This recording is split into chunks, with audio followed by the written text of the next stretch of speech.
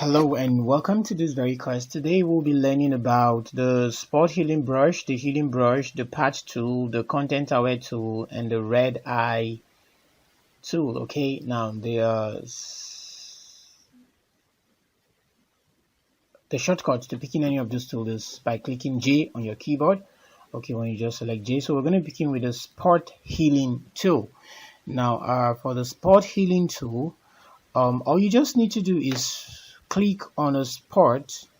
Now you can increase the size, okay, by clicking and dragging, or by pressing the increase shortcut on your keyboard to increase and reduce it. Okay, all right. So when you just click any spot on the face of your subject, it just tries to blend it with the surrounding texture, the surrounding layer or content. Okay.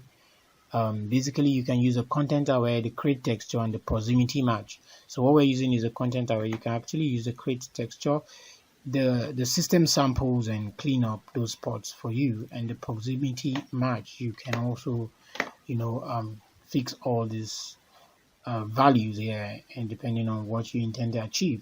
So also adjust the blend mode. Now from this we go to the spot healing brush. Now for the spot healing brush, okay, let's go back and see how rough the face is. All right, so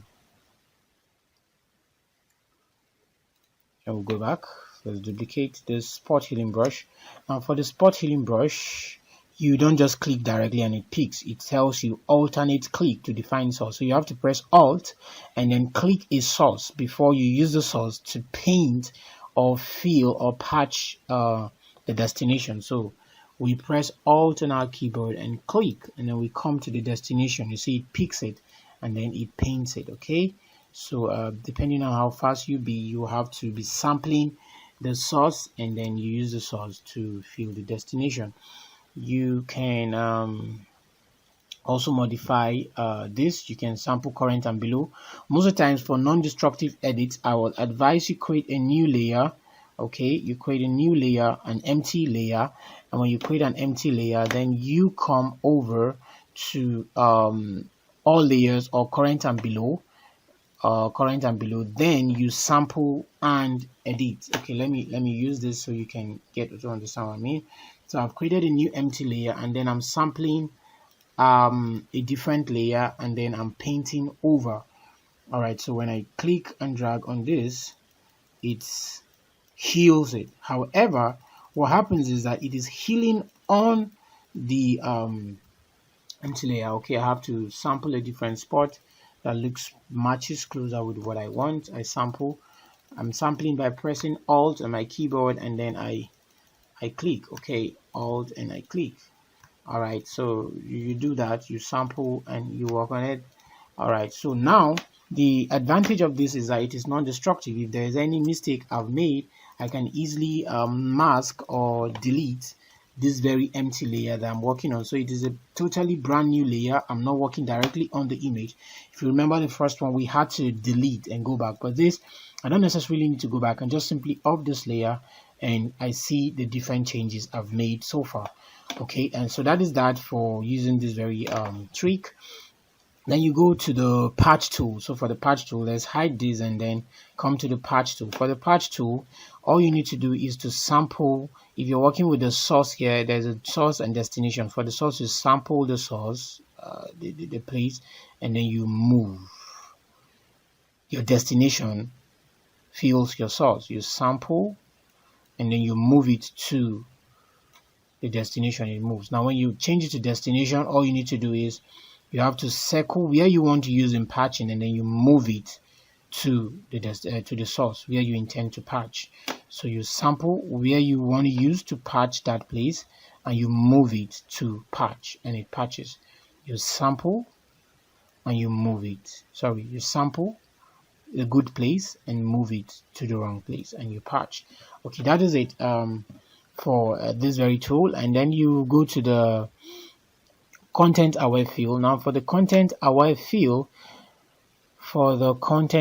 let's come to this very image and work with the content aware fill.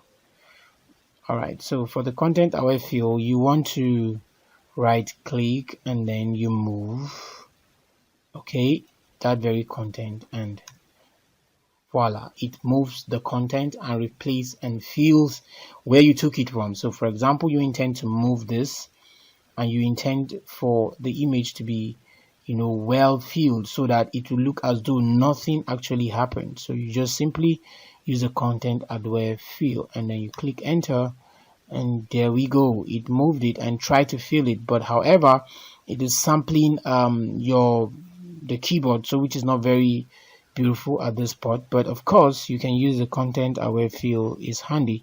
You can also move this out of this place and move it here, and then it tries to fill it up for you with the surrounding environment. Okay, so you experiment and play around with this. And then we have the red eye. The red eye, you use it to remove red eye in images.